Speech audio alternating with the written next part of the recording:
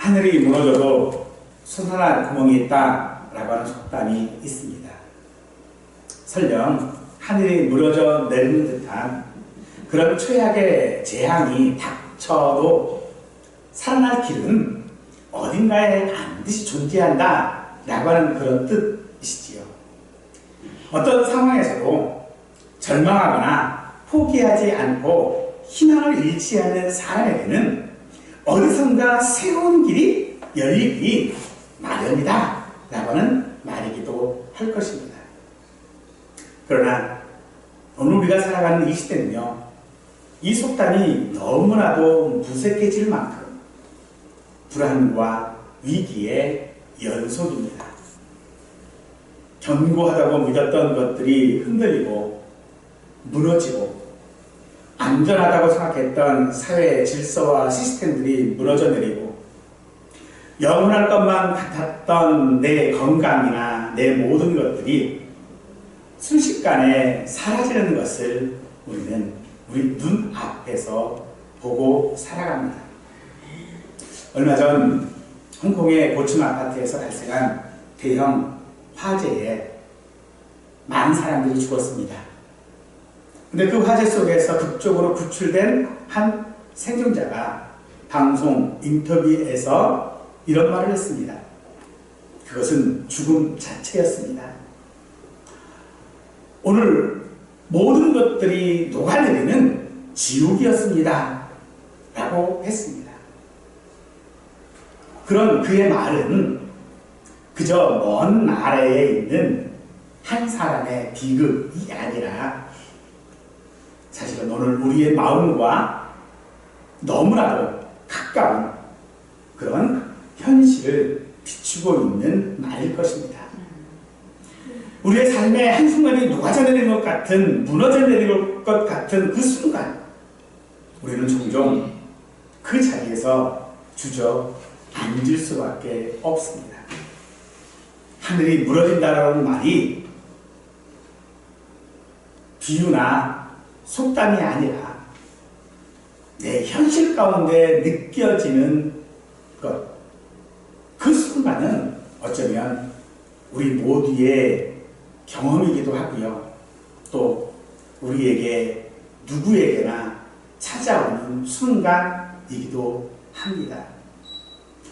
그리고 그런 경험은 우리 현대사회의 위기만이 아니라 바로 나 자신이 온몸으로 겪어야 했던 현실이기도 할 것입니다. 이런 순간, 바로 하늘이 무너지는 것을 보는 듯한 이 순간을 노래하는 것이 바로 오늘 우리가 읽은 본문 시편 11편 말씀입니다.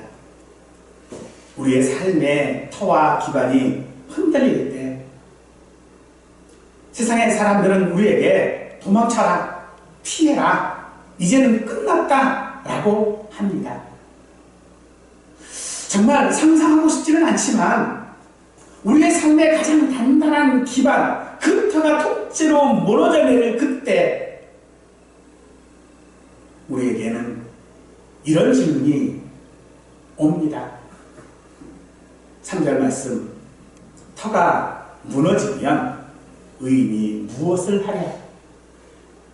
삶의 터가 무너지고 믿음이 흔들리고 앞이 보이지 않는 그 순간에, 그때 우리는 무엇을 할 수 있습니까?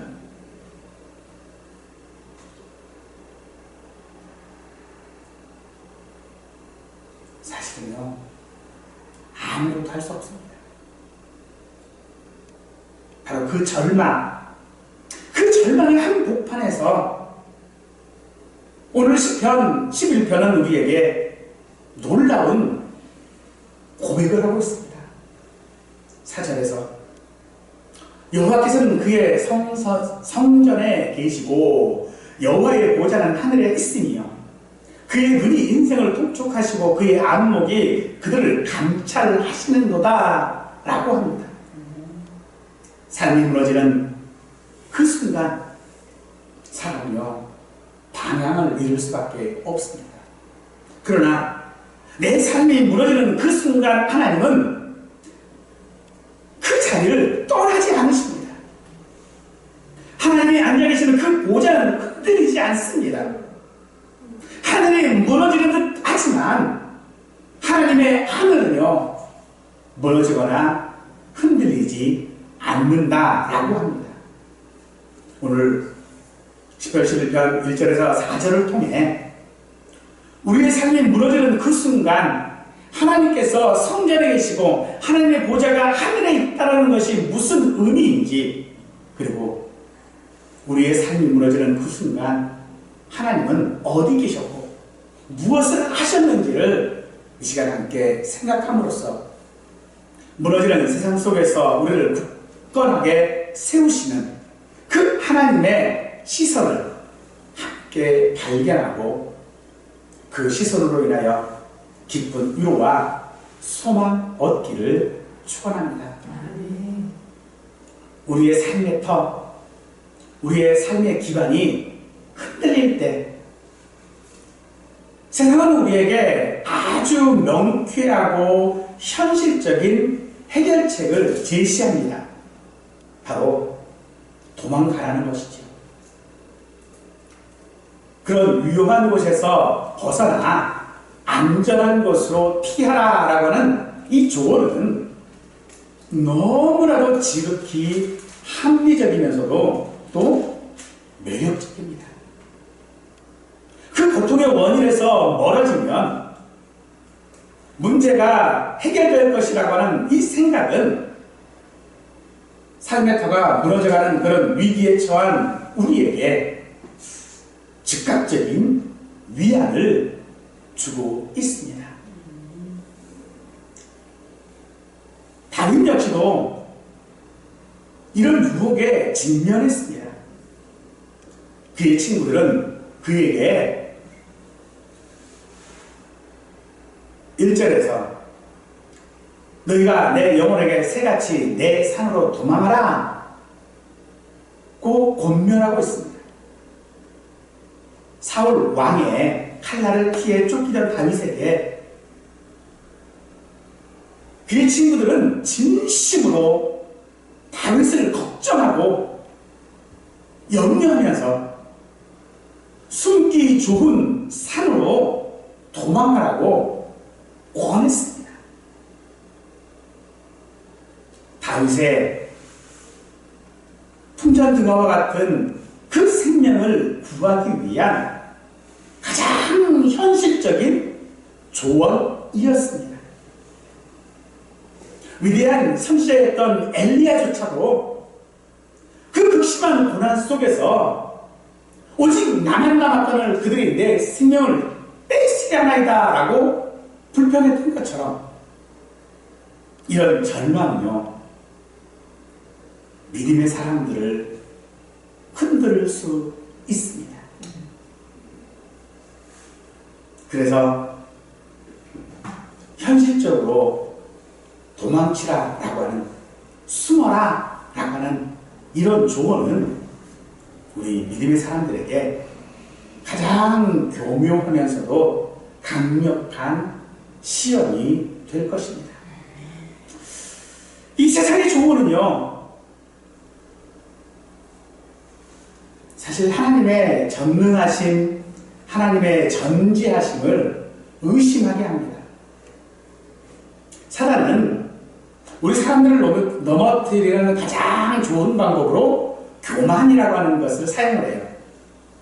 그런데 그런 교만이라고 하는 것으로 넘어뜨릴 수 없을 때에 우리를 시험하는 것이 무엇이냐면 바로 불신입니다.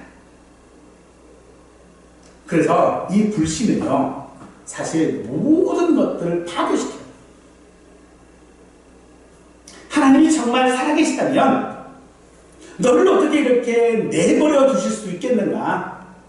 너는 내 스스로 내 살 길을 찾아야 하지 않겠는가?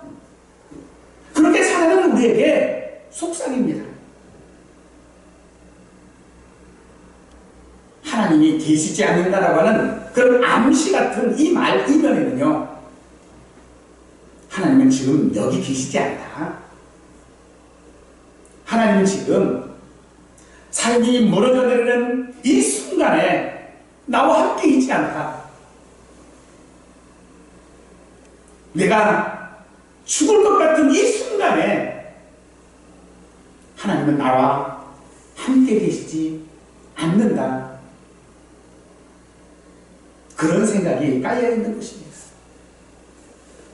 이는 나사로가 죽었을 때 마르다가 했던 말과 같습니다. 주께서 여기 계셨더라면 내 오라버니가 죽지 아니하였겠나이다. 많은 사람들은 고난 앞에 이렇게 생각합니다. 하나님이 여기 계셨더라면, 하나님이 내 이 아픈 순간에 하나님이 계셨더라면,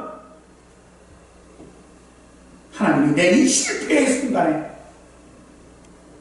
내가 그렇게 처절하게 몸부림치면서 있었던 그 순간에 하나님이 나와 함께 계셨더라면 그런 일이 일어날 수 있겠습니까?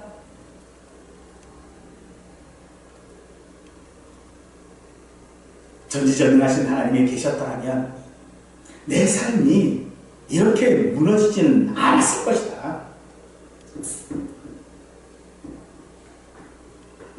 새같이 내 산으로 도망하라 라고 하는 그런 축원. 하나님이 계셨다면 내 삶이 이루어지지 않았을 것이다 라고 하는 이 말은 사실은 조언이 아니라요, 세상의 비아냥입니다. 우리에게 그래, 네 처지에, 네 상황에 해볼 수 있는 일들은 다 해봐라. 어디 피할 수 있는 곳이 있는지 찾아봐라. 지금 네 상황에 쥐구멍이라도 있다면 들어가는 것이 상책 아니겠느냐. 그러면서 하나님께 피한다고, 하나님을 의지한다고, 하나님을 믿는다고 네가 그 길을 해결할 수 있는 방법이 없다라고 하는 그런 비유심인 것입니다. 더욱이 우리를 더 우리 마음을 무너뜨리는 것은요, 그 말을 하는 그 악인들이 형통하다라는 것이죠.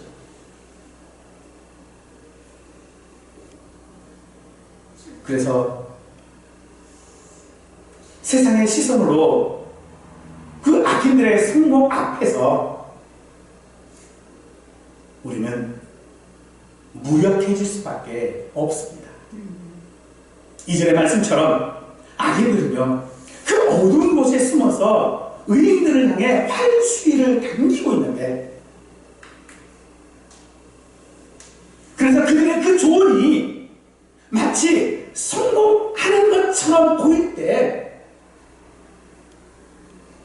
우리는 더 절망감에, 좌절감에 빠질 것입니다. 세상 사람들은, 저 악인들은 저렇게 잘 나가는데 내가 하나님을 믿는다고, 믿음을 지킨다고 의롭게 사는 것이 무슨 소용이 있겠는가? 그런 생각에 사로잡힐 수밖에 없습니다. 그러나 이 세상의 조언에 굴복하여 도망하는 것은요, 나 스스로를 사단의 곁에 걸리게 하는 길입니다. 만일 다윗이 그 친구들의 조언대로 산으로 도망쳤다면 그는 하나님의 약속에서부터 멀어져 스스로를 고립시키고 그 덫에 걸렸을 것입니다.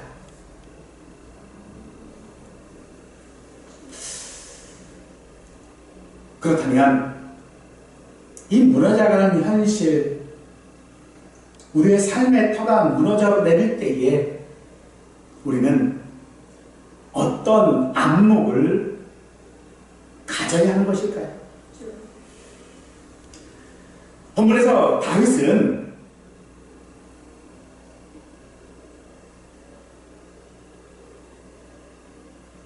도망하라 라고 하는 이 세상의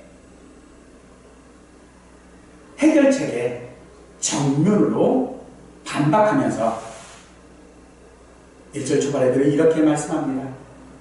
내가 여호와께 피하였거늘. 이것은 현실을 외면하는 맹목적인 그런 반항이 아닙니다.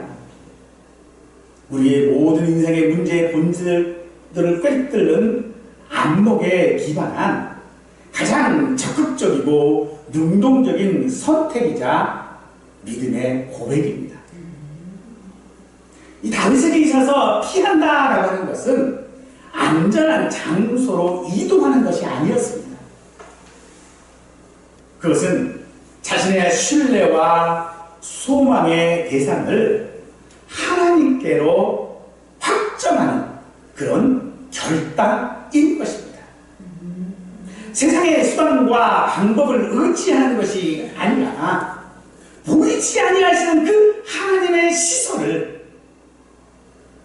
자기의 유일한 피난처로 삼는다라고 하는 것입니다.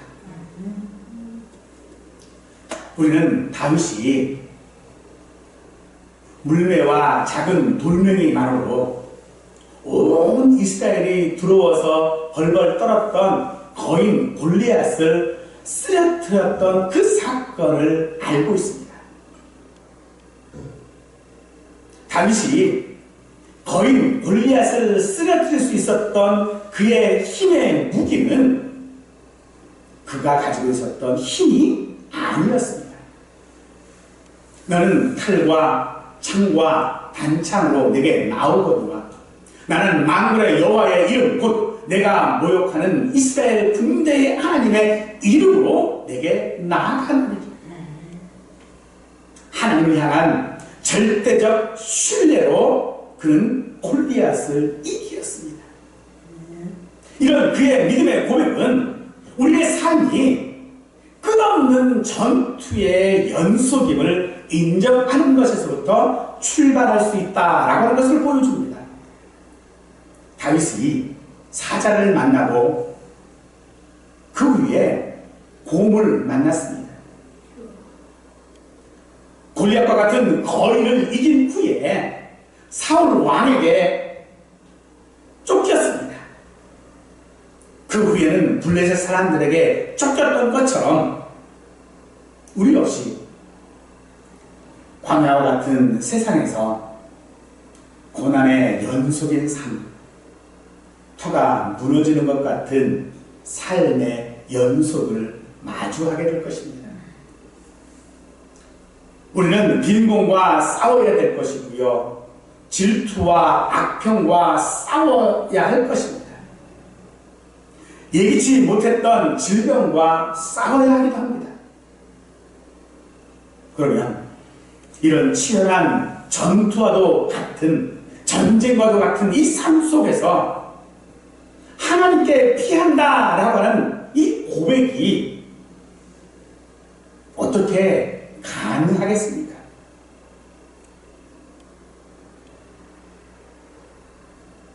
이 고백이 우리에게 가능한 이유는요, 바로 우리 구주 예수님 때문입니다.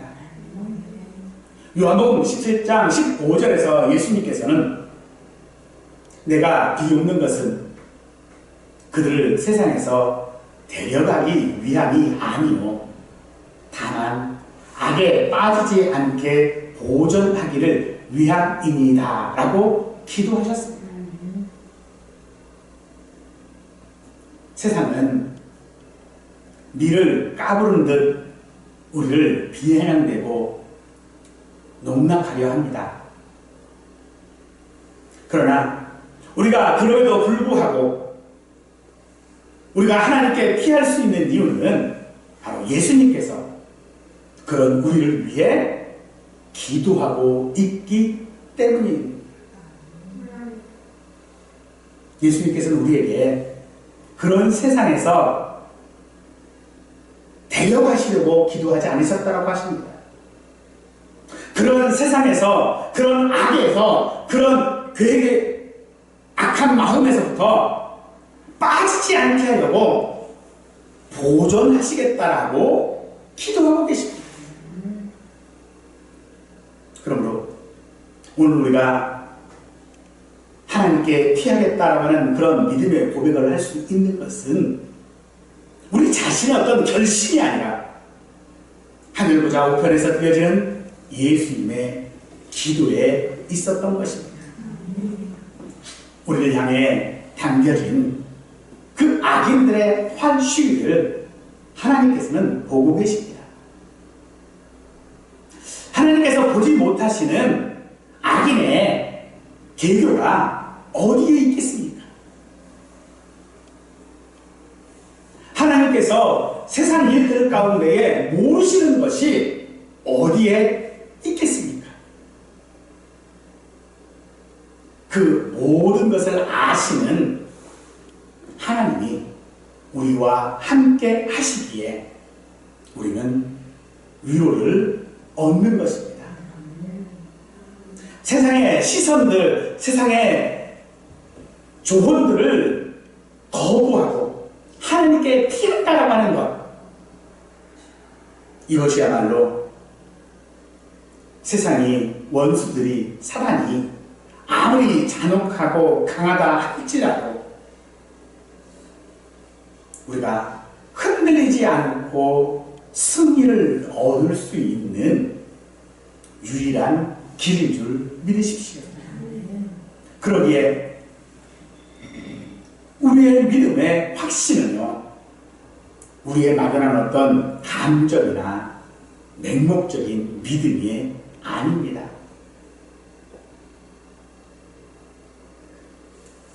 우리의 믿음의 확신은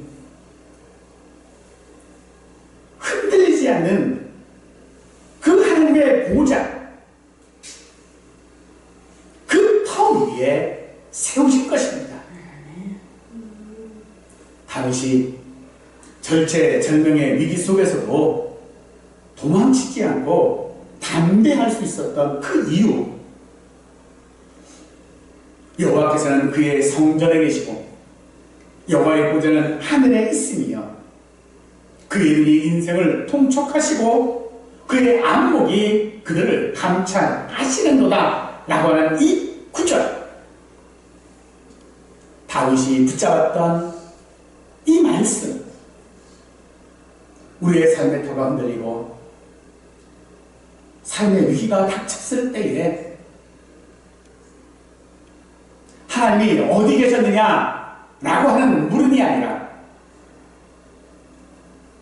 하나님의 눈이 인생을 통촉하시고 그의 안목이 나를 감찰하신다라고 하는 이 말씀을 우리는 붙잡아야 할 줄로 믿습니다. 우리가 먼저 여호와께서는 그의 성전에 계시고 여호와의 보좌는 하늘에 있으며 라고 하는 이 말씀은 하나님이 예루살렘이라고 하는 어떤 성전이라고 하는 특정 장소에만 갇혀 계시는 분이 아님을 말하고 있습니다. 하나님의 보좌는요, 하늘에 있습니다. 이는 하나님의 온 우주를 통치하시는 절대 주권자이심을 말하는 것입니다. 그런데 솔직히 이 말씀만 딱 들으면요, 땅에서는 지금 난리가 났는데 하나님은 저 멀리 하늘의 보좌에서 그냥 평온하게 앉아 계시는 것 같은 그런 거리감마저도 느껴질 수 있습니다. 아수라장 같은 현실을 볼 때 세상의 권력자들이 역사를 움직이는 것 같지 하나님께서 섭리하신다라고 하는 생각을 하기가 좀 어렵습니다만, 이 땅의 진정한 통치자는 하늘 보좌에 앉아 계신 우리 하나님이십니다. 하늘에 있는 보좌는 상징적인 표현으로서 땅의 기초가 흔들리고 세상의 왕자들이 막 무너져 내리고 또 왕자들이 사라지고 흔들리고 할 그때에 흔들리지 않고 움직일 수 없는 것이 하나님의 통치, 그 하나님의 주권을 상징한다라고 하는 것이지, 하나님의 보좌가 하늘에 있다라고 하는 것이 어떤 물리적인 거리를 말하고 있는 것이 아니라는 것입니다. 하나님은요, 어디에나 계십니다. 높은 산 정상뿐만 아니라 우리가 처한 가장 위험한 골짜기 저 밑에, 우리 삶의 치열한 전투 현장에서도 내 삶의 터가 무너질 것 같은 그 현실 속에도 언제나 우리와 가까이 계시는 분이십니다. 이 말씀은 우리에게 우리의 삶의 터가 세상이 아니라 하나님의 하늘이라고 하는 의미를 말하고 있는 것입니다. 여러분, 세상의 터는 무너질지라도요, 하나님의 보좌는 무너지지 않습니다. 우리가 살아가는 터는 이 세상이 아니라 하나님의 보좌가 있는 하늘인 것입니다. 그러니 화재나 폭풍우 같은 그런 자연재해가 일어난다 할지라도 이 세상이 혼돈에 빠져도 그 모든 것들을 섭리하시는 하나님의 컨트롤 타워는요, 건재한 것입니다. 우리나라에서도 올 1년 동안에 참 많은 일들이 있었지요. 그 전에도 정말로 세상이 무너지는 것 같은 그런 참담한 일들이 여러 번 있었습니다. 그런 일들이 멈추지 않아요. 그런데 그런 일이 있을 때마다 우리가 누구에게 책임을 자꾸 묻고 있죠? 대통령에게 돌려요. 근데 그 이유가 뭔지 아십니까? 대통령은 그 모든 일들의 컨트롤 타워이기 때문에 그래요. 그 컨트롤 타워가 제대로 작동하지 않았기 때문에 그런 일들이 벌어졌다라고 사람들은 생각하는 것이거든요. 그래서 도대체 이런 일이 일어날 때 대통령인 당신은 어디서 뭐 했습니까? 라고 묻는 거예요. 그런데 우리가 당하는 이 모든 세상 일들 가운데에 하나님의 자녀인 우리들, 하나님의 백성, 하나님의 성도인 우리들의 컨트롤 타워는 이 땅의 대통령이 아니고요, 하늘 보좌에 계시는 우리 하나님이신 줄 믿으십시오. 계속해서 사제는 우리에게 그의 눈이 인생을 통촉하시고 그의 안목이 그들을 감찰하시도다라고 합니다. 이 통촉과 감찰이라고 하는 이 단어는 사실 비슷한 말처럼 들리는데 굳이 달리 표현을 했습니다. 통촉이라고 하는 이 단어는요, 눈으로 보는 것을 넘어서 인지하다, 꿰뚫다라고 하는 그런 뜻으로 어떤 것도 하나님의 시선에서 벗어날 수 없다라고 하는 그런 의미입니다. 우리의 가장 깊은 속마음, 아무도 모르는 은밀한 것까지 그 모든 것들을 아신다라고 하는 말입니다. 하늘의 보좌에 계신 하나님, 지켜만 보고 계시는 분이 아니라 하나님은 각 사람을 살피시되 마치 이 우주에 다른 피조물은 아무것도 없는 것처럼 나 한 사람만 집중해서 보신다는 겁니다. 그 하나님의 시선은요, 우리 모든 인생들을 향하여 있는 줄 믿으십시오. 하지만 그 하나님의 시선은 차가운 감시 카메라 같은 것들이 아닙니다. 하나님의 시선은요, 무심하게 모든 것을 그저 기록하는 기계적인 그런 시선이 아니라 하나님의 시선은 자녀들의 얼굴에서 작은 표정 변화 하나도 놓치지 않으려는 그런 부모의 따뜻한 시선인 줄 믿으십시오. 그래서 하나님의 시선은 가장 깊은 곳에 숨겨진 가치를 찾아내려고 하는 그런 명장의 시선처럼 우리의 중심을 꿰뚫어 보시는 시선인 것입니다.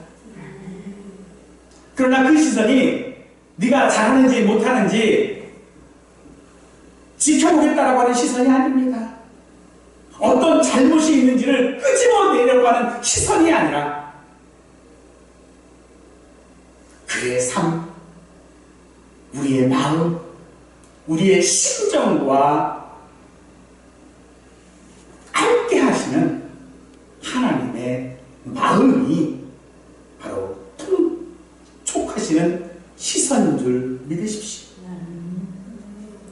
우리를 살피시는 이 하나님의 시선은요, 동시에 그래서 우리의 삶의 모든 것들을 감찰하시는 시선인 것입니다. 그 시선 앞에서 우리의 모든 것들은 다 드러날 수밖에 없습니다. 그런데 또 이 감찰이라고 하는 말은요, 시험하다, 조사하다, 재련하다 라고 하는 뜻을 가지고 있습니다. 마치 재련공이 용광로에 금을 넣어서 불순물을 걸러내는 것처럼 아주 분명한 목적을 가지고 깊이 있게 보는 것을 말합니다.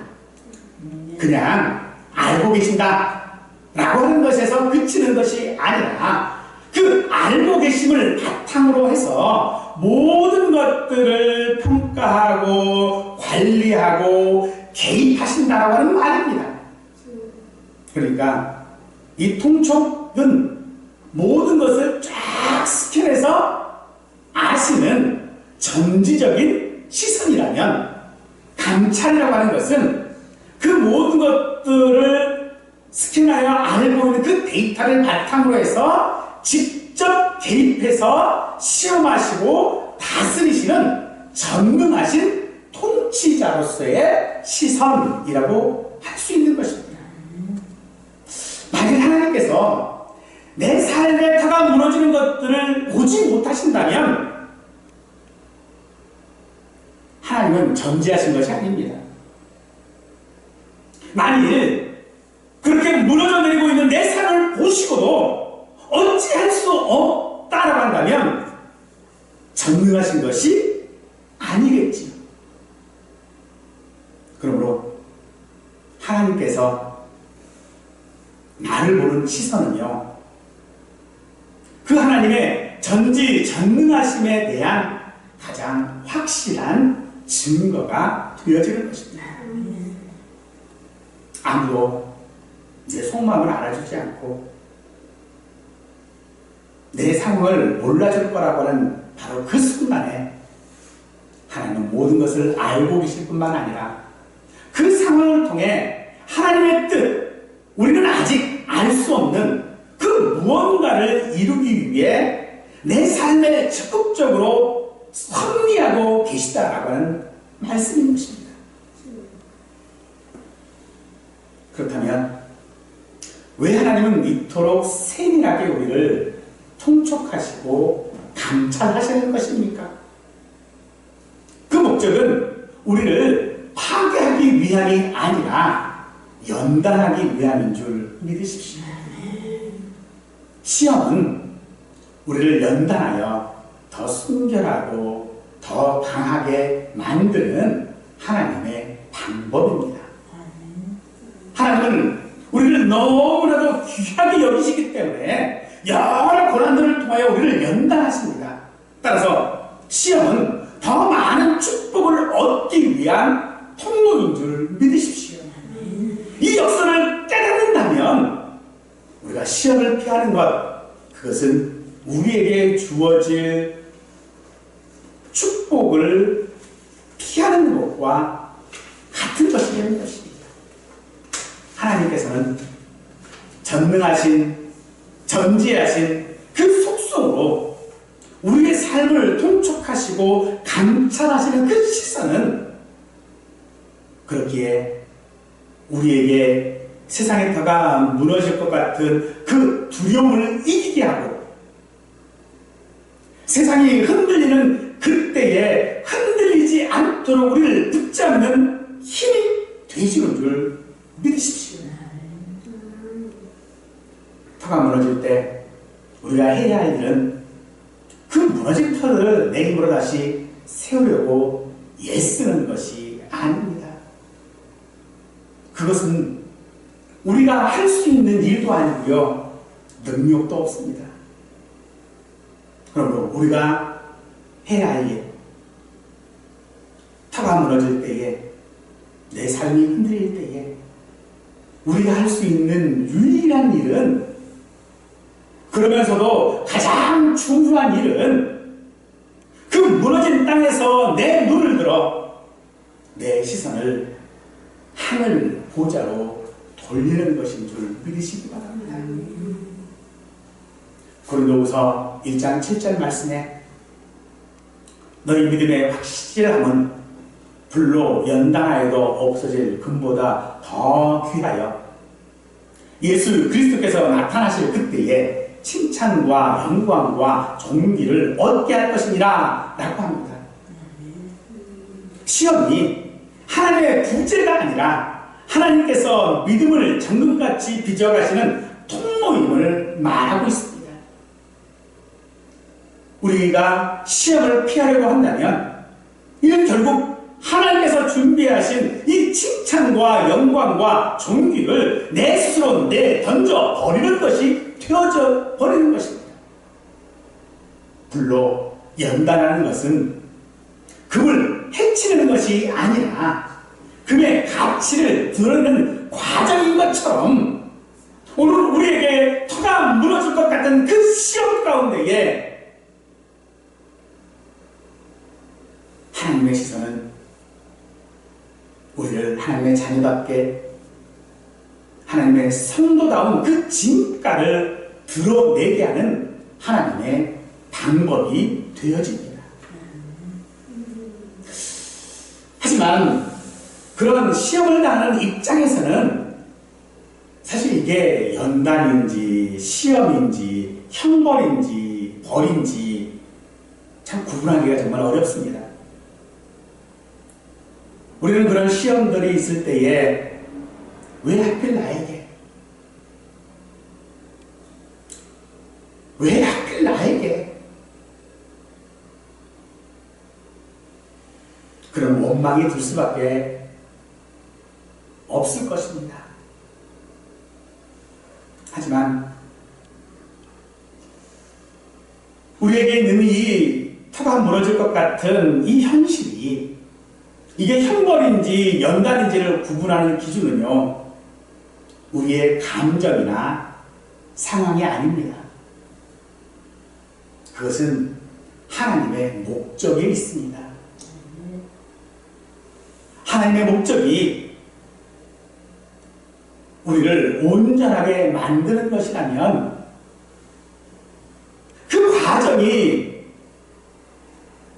터가 무너지고 흔들리고 고통스러울지라도 그것은 연단인 줄 믿으십시오. 세상과 악인들은요, 무엇이나 자기 마음대로 할 수 있는 사람들입니다. 그들은요, 그 양심이 너무 관대하여 무엇이나 다 허용합니다. 사실상 그들에게는 양심이라는 게 없어요.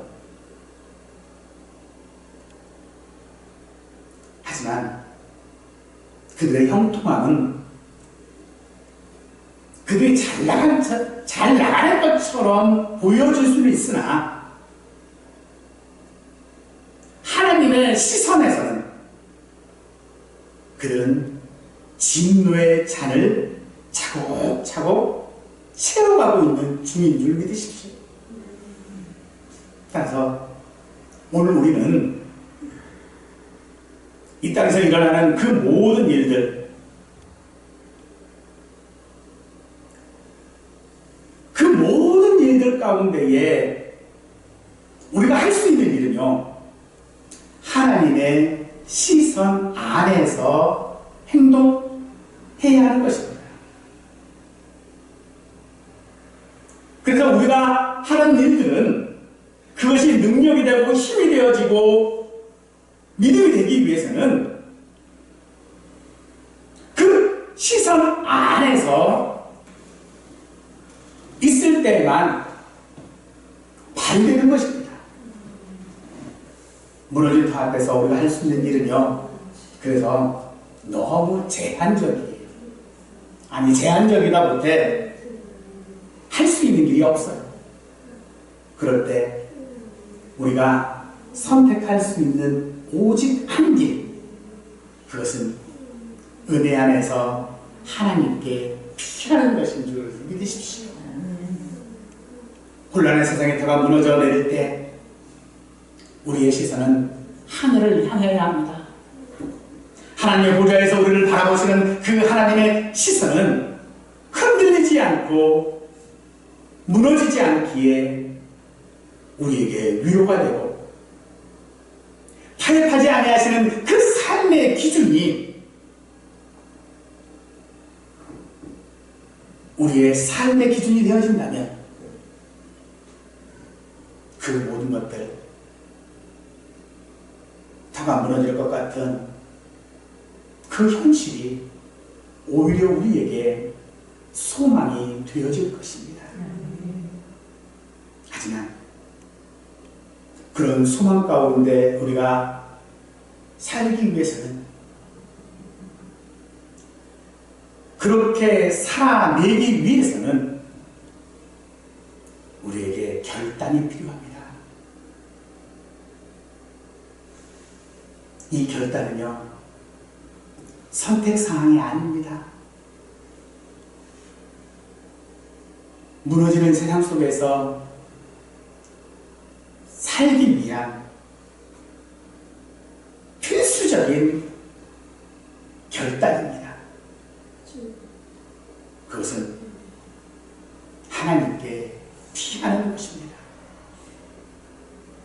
지금 겪고 있는 이 믿음의 시험과 고난은 우리가 하나님께 피할 때만 헛되지 않는 것입니다. 우리 믿음의 확신은 불로 연단하여도 없어질 금보다도 더 귀해요. 예수님께서 우리에게 다시 오실 그때에 우리에게 칭찬과 영광과 존귀를 얻게 할 줄로 믿습니다. 이 영광스러운 약속을 믿고 매일 매순간 하나님의 시선을 의식하며 살아감으로 마침내 주님의 얼굴을 뵙는 그 영광의 자리에 우리 모두 다 함께 서게 될 줄로 믿고, 또 그렇게 되기를 간절히 바라면서 오늘 말씀을 마치겠습니다.